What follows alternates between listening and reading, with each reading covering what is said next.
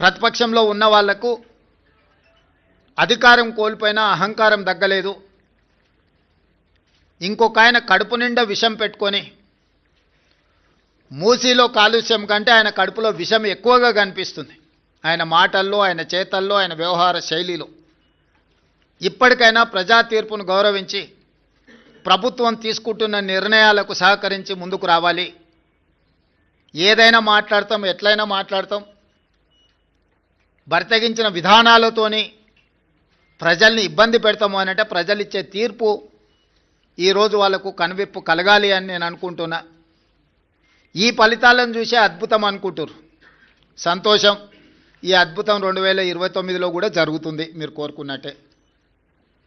2/3 మెజారిటీతోనే 2029లో కాంగ్రెస్ తిరిగి అధికారంలోకి వస్తుంది. 1/3 మీరు ఉంటారు, 2/3 మేము ఉంటాము. ఈ తీర్పు 2029లో కూడా పునరావృతం కాబోతుంది.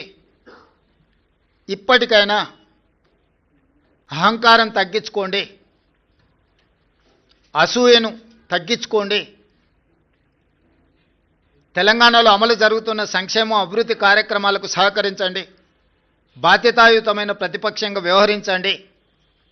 అంతే తప్ప మీ అసూయలతో, మీ ద్వేషంతో తెలంగాణ రాష్ట్రానికి నష్టం జరిగే విధంగా మీరు మాట్లాడకండి.